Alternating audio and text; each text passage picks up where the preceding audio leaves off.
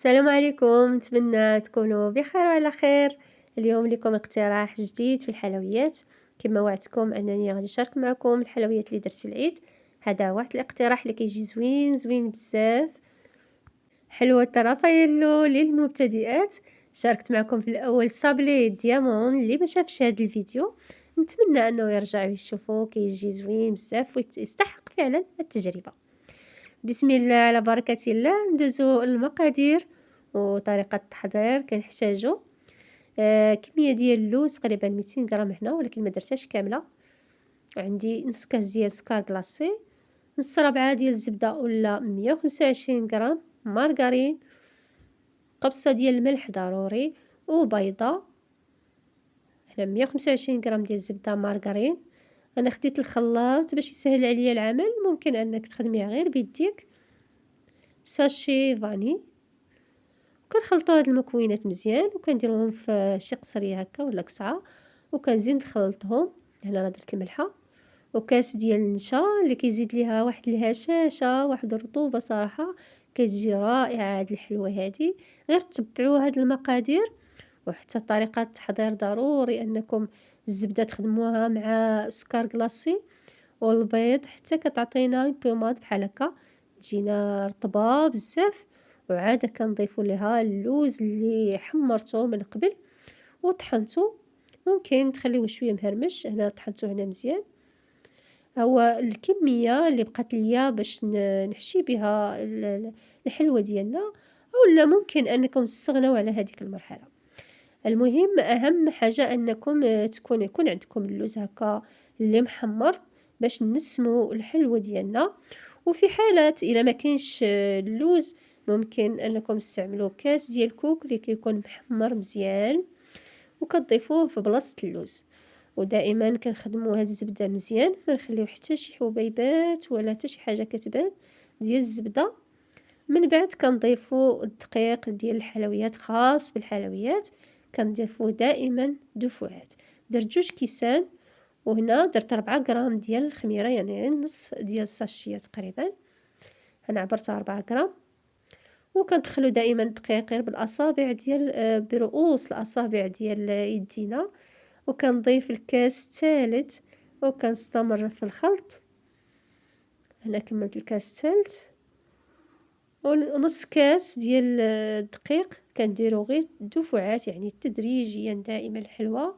تعاملوا معها بحذر باش ما نضيعوش في المقادير بطبيعه الحال. وهكا كندخلوها غير شويه بشويه حتى كندخلوا الكميه اللي عندنا ديال الدقيق. ودائما الدقيق كيبقى على حسب الخليط. هنا راه ما كملتش نص كاس كامل. انا المقدار اللي درت نص مقدار فقط، يعني درت غير نص ربعه ديال الزبده. ممكن انكم تضاعفوا المقادير باش تحصلوا على كميه اكثر، ولكن انا اكتفيت بهذا المقدار. هذا صراحه كتخرج الخير والبركه. وهذا هو القوام ديال العجينه ديالنا. ضروري انها ما تكونش كتلصق نهائيا في اليد. وعبرت في كل كويره 14 غرام، ممكن دير فيها 13 غرام حتى ل 14 غرام في كل كويره. وكنحشيو فيها اللوزه هكا اللي كتكون طبيعه الحال محمره. ممكن انك بغيتي تفسخيها وتقليها، وممكن ايضا انك تستغني تماما على هذه المرحله هذه. واخا انا راه كتزيد ليها واحد الاضافه زوينه بزاف. وكناخذ الكويرات كاملين كنعبرهم بنفس القياس وكنحشيهم. وهذه هي الطاوه الاولى. والفران كيكون في هذا الاثناء سخون.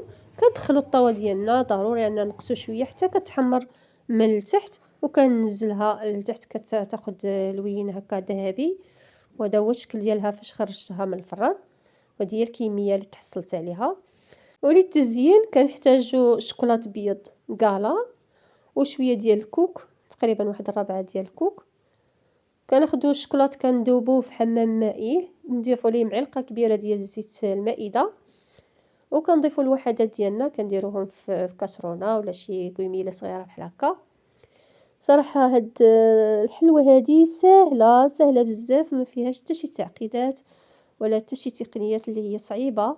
اي مبتدئه ممكن انها دير هاد الحلوه هادي وما نقولكمش كتجي هائلة، هائلة في المذاق ديالها، تبارك الله كتجي زوينة بزاف. نتمنى أنكم تجربوها في هاد العيد، راه سهلة يعني ما غاديش تاخد منك بزاف ديال الوقت.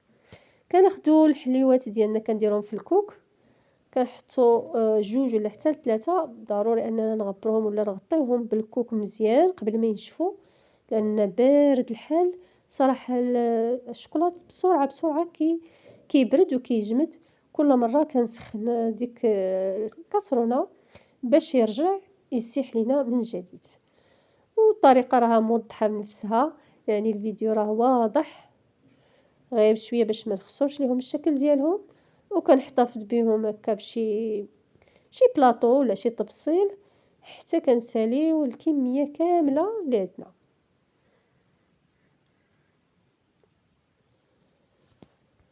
الحلوى كنصحكم بشدة أنكم تجربوها، لأن فعلا كتستحق تجربة كما قلت لكم في الأول.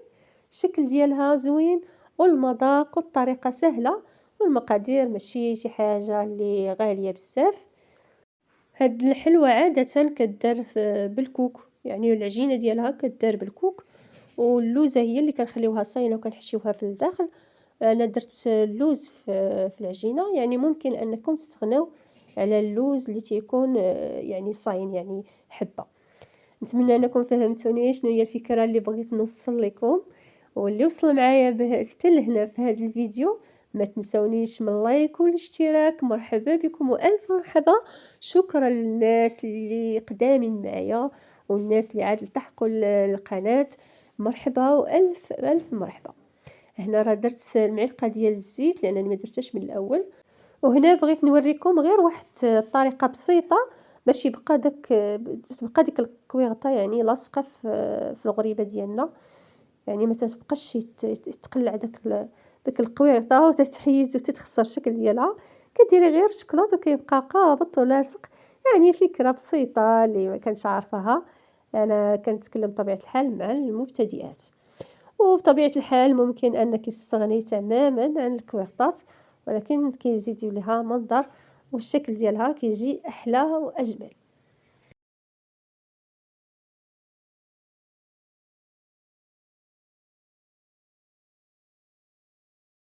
كنديروا غير شوية ديال الشكلاط وكنتبتوا عليها الغريبة ديالنا بهذا الشكل هذا البسيط، ولكن صراحة كيعاون على باش تحافظ على الشكل ديالها وصافي.